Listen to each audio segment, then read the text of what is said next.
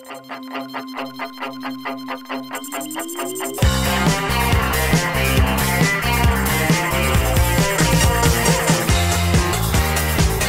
I'm gonna surf the crowd.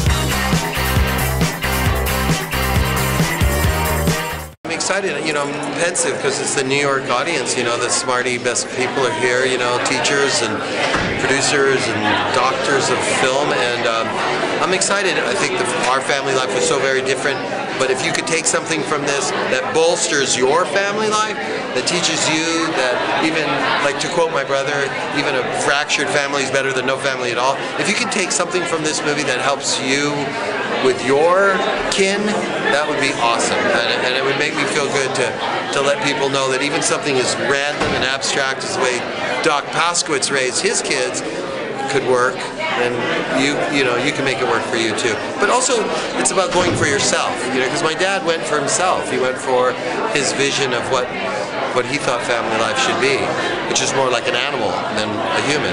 What were some of the challenges in producing this picture? The biggest challenge was probably getting Dorian Paskowitz, the patriarch of the family, to go along with it. He still hasn't seen the movie, and he refuses to see the movie. So that's my challenge now, to get the subject matter of the movie to see it. Other than that, just, you know, wrangling 11 people, 9 kids and a mom and dad, you know, over 3 years to make a movie, and it's a complicated story, you know what I mean? It's part 8 is enough, part great Santini. We shot a ton, we shot for 3 years, we shot all over the United States, shot in Hawaii, shot in Israel, and you know, it's just like an ongoing process. It never ended. But how do you get funding for something like that when you're not quite sure if putting all this stuff together is really going to work?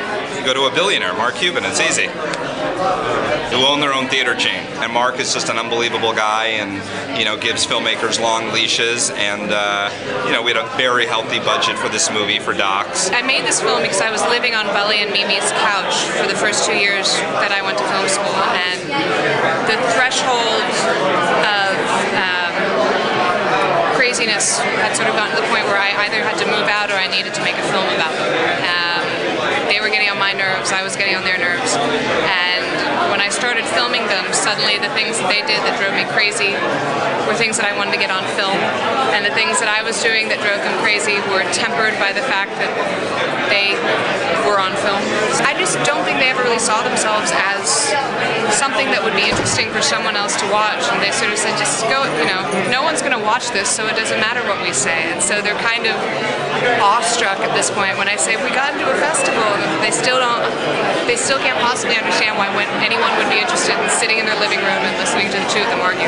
You're that up-and-coming director. Yeah. How's it going? It's good. Who are you? I'm Alex.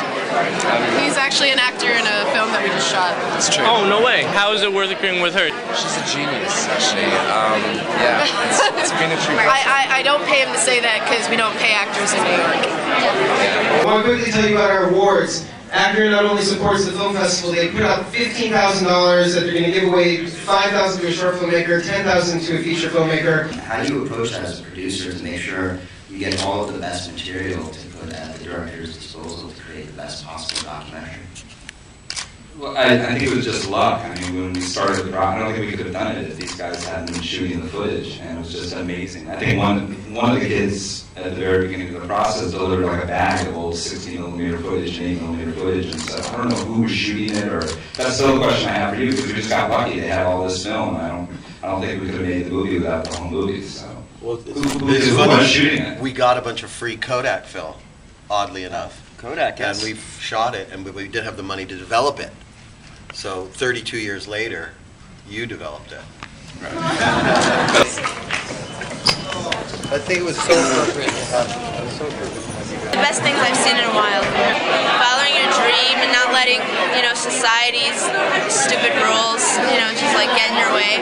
Tonight was awesome. I love the documentaries. I especially love the opening short because I love old people.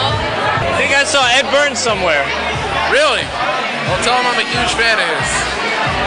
And I don't know, the guy rocks. My name is John Lipp. I run the Big Apple Film Festival at Tribeca Cinemas in November.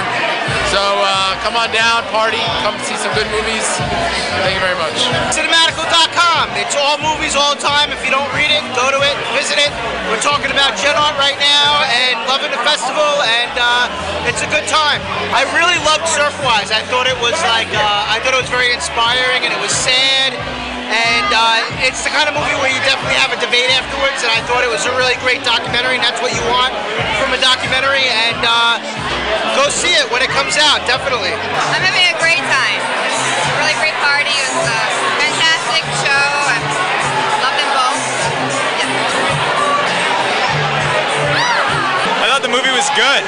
It was all about living in a state of nature as opposed to by the laws of a capitalistic society, and how those laws and how that game totally corrupts people and draws families apart. What do you think of the picture? Reminds me of my family. Like, I have 3 siblings. When we were kids, we were like running around naked all the time.